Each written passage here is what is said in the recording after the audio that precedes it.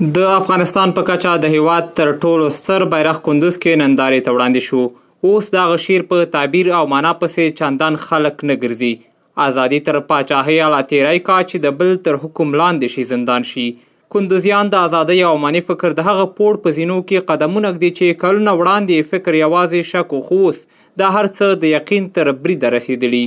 تازه کندوز کې د کلو پراختیا ریاست لوري د هېواد په کچه تر ټولو ستر 1500 متره بیرغ جوړ شوی.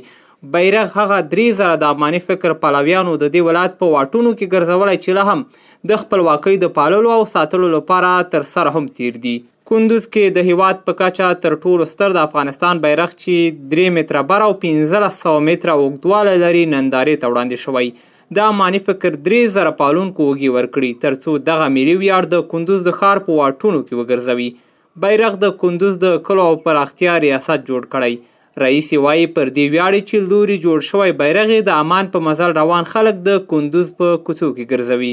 د وطن ګرانښت چې موږ ورسره د خپل وطن د خپل بیرغ د خپل هېواد او د خپلو خلکو سره مینه لرو. دې ته یې اړ کړي یو چې په خپل لاس باندې یو لوی بیرغ د هېوادوالو لپاره جوړ کړو او په دې ورځ باندې خپله مینه ولمانځو. د هېواد په سطحه 1.5 کیلومتره بیرغ چې 3.5 متره سور لري.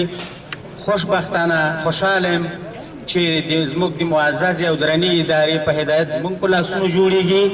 د کندوز اوسیدونکي وایي که د انګریز پر وړاندې له نن نه 100 کاله وړاندې د ولاړو قومونو اولادونه یو ځل بیا د امان الله خان لاره تعقیب کړي او په هېواد کې د هر نړېدلي کندر د جوړولو لپاره اقدام وکړي، شونې ده چې شته ستونزې به په هېواد کې راکمې شي او جګړه به د فکرونو په منسجم کېدو سره پای پیدا کړي. بس دا مو بیرغ دی، دا مو هویت دی، دا مو افغانیت دی او انشاءالله تر څو چې ژوندي یو لمانځو به یې الله مو همیشه هم دغسې خوشحاله او کامیابه لره.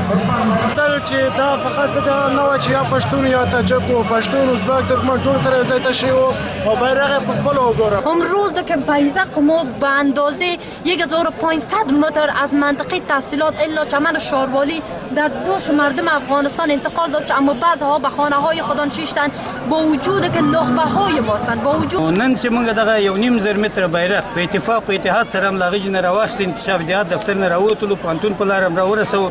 چمن ته همدغسې غواړو ټول لاسونه یو په یو کړو، خپل افغانستان آباد کړو، سوله راولو، ټول په ارامي په امن کې ژوند وکړي. ټاکل شوی چې دغه ستر ملي بیرغ به نندارې ته د کندوز په 6 ولسوالیو کې هم وړاندې شي. خو مهمه دا ده چې خوښ خپلواکي او د ستر ملي بیرغ ته له ځوانه تر زاړه هغه دی چې د افغان ماړه فرهنګ نښې د مخ په رنګ او په کالیو کې له ورایه ښکاري.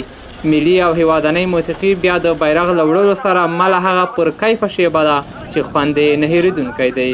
نورګل اندړوال، میلمه راډیو، کندوز.